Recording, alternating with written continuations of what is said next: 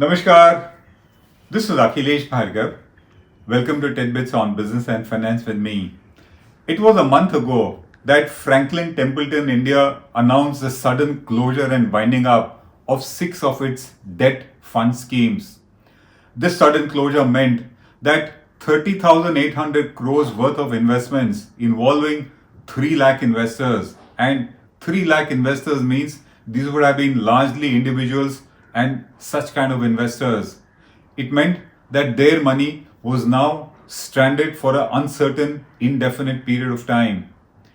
Templeton said that it was forced to close these 6 debt fund schemes because of severe liquidity and redemption pressures that it was facing, and that it had done so in order to protect investor value, and down the line it intended to ensure a managed sale of these funds so as to repay the investor money.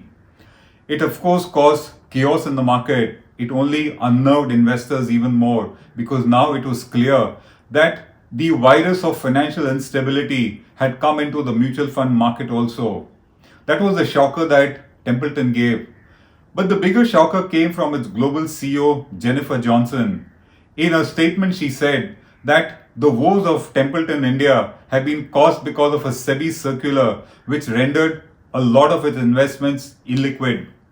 Of course, the statement was not correct. SEBI was miffed and Templeton India got a rap on its knuckles from SEBI, which also told it that better focus on refunding, returning money of investors. After this rap, Templeton has got into seeing how to unwind these investments and refund the money to all those 3 lakh investors.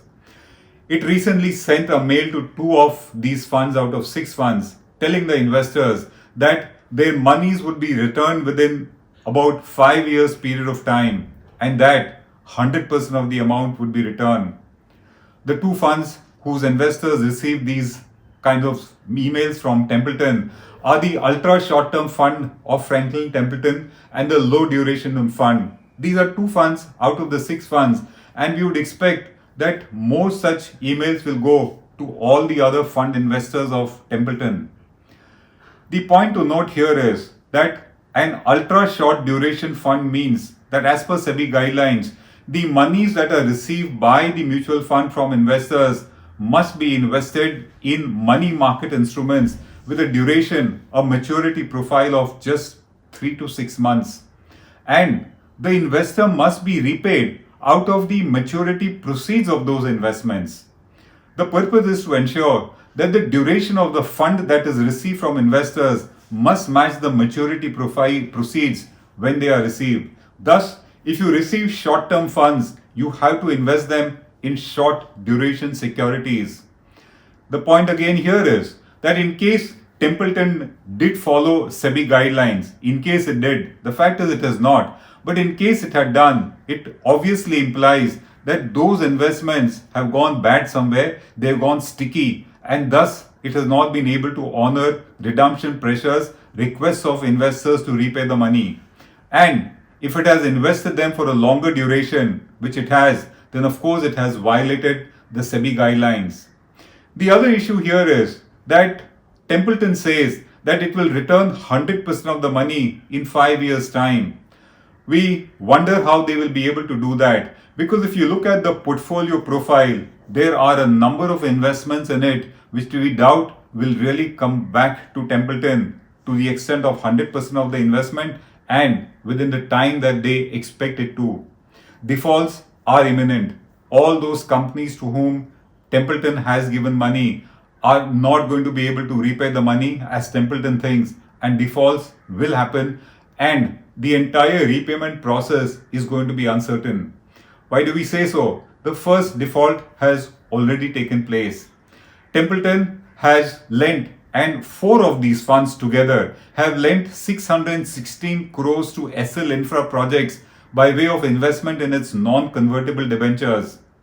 The market value of these investments to the tune of 616 crores is a mere 92 crores at the moment. In other words, for these 616 crores, if Templeton were to sell these investments in the market, it would get only 92 crores, a haircut of 85%.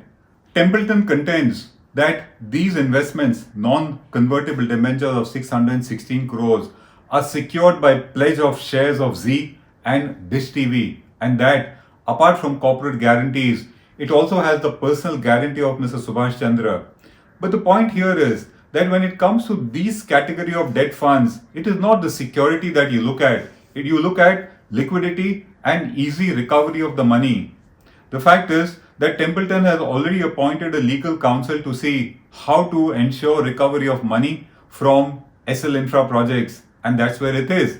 It will take a long time. It will go into a legal process. You're not going to get all your money, and that means investors' money is going to be eroded. I wonder how are they going to get 100% of the money that they are promising their investors. The question is, what went wrong in the case of these mutual funds of Templeton?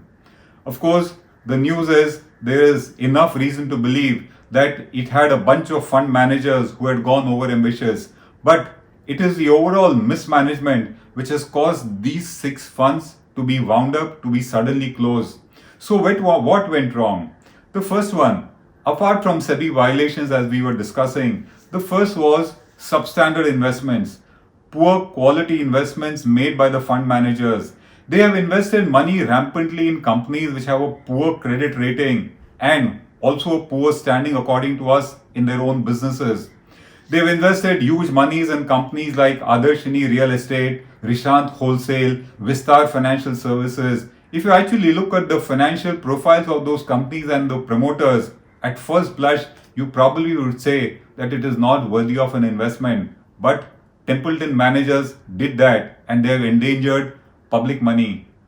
The second place that they went wrong was violating SEBI guidelines which said that if you have short duration investments coming from investors, they must go into short duration investments on the other side.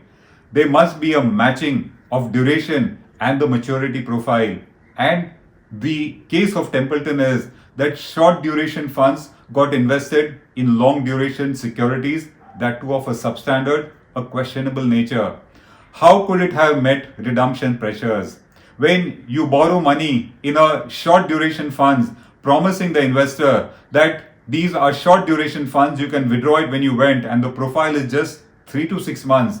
And on the other hand, those very funds are invested for a much longer duration. You are going to have liquidity mismatches, you are going to have duration mismatches, and a default is going to be imminent. Thus, apart from mismanaging funds, Templeton also violated the investor mandate that it had, which was to invest those money in short duration securities.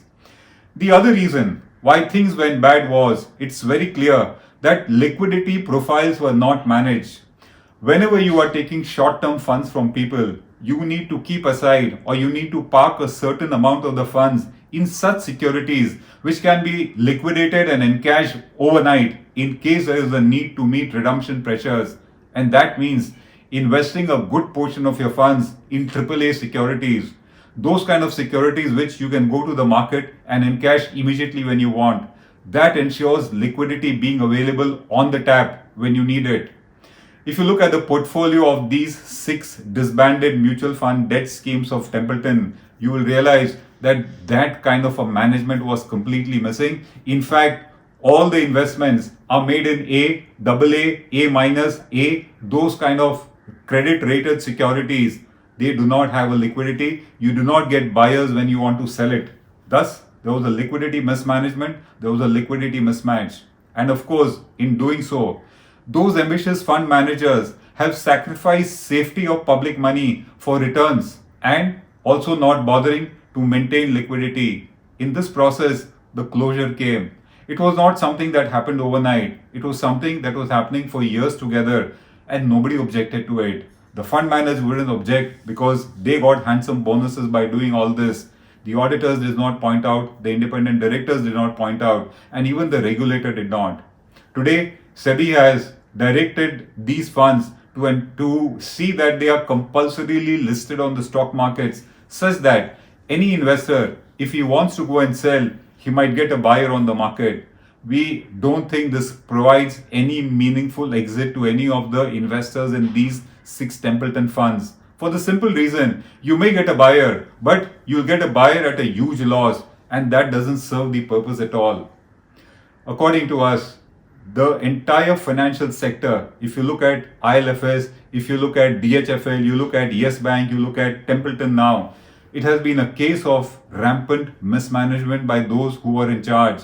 And we would not be surprised if more defaults are going to take place, not just in the mutual fund segment, but also in terms of all other investments that Templeton has made. SR Infra is not going to be its only default. There will be more defaults happening in the Templeton portfolio. And the question is, how are they then going to pay 100% to the investors at their promise? That might happen only if Templeton Worldwide decides to honor its commitments in India. Templeton Worldwide has got $720 billion under management, and these funds involve a mere $4 billion.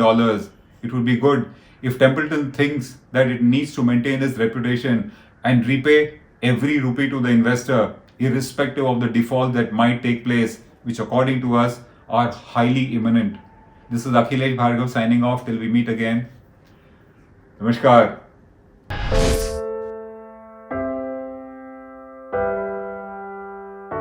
हमारे घरों में भी बच्चे होते हैं जो हमसे प्यार दुलार की आस करते हैं। हमारा भी जीवन साथी है जिसको हमारे ड्यूटी से घर आने का इंतजार होता है। हमारे घर में भी एक बूढ़ी माँ है जिनके लिए आज भी हम ही आंखों के तारे हैं। लेकिन हम हमारे घरों में नहीं हैं। आपकी सुरक्षा में कोई कसर न रहे, इसलिए हम अपने प्रियजनों से दूर हैं। हम में से ही कुछ तो अब इतने दूर जा चुके हैं कि वो वापस अपने घरों को लौट भी नहीं पाएंगे। हमें गर्व है कि हमारे कंधों पे मुंबई शहर के नागरिकों की सुरक्षा की जिम्मेदारी है। हमारे जज्बे और बलिदान को व्यर्थ न जाने दे। इस संकट के समय में आप घर पे रहे, सुरक्षित रहे।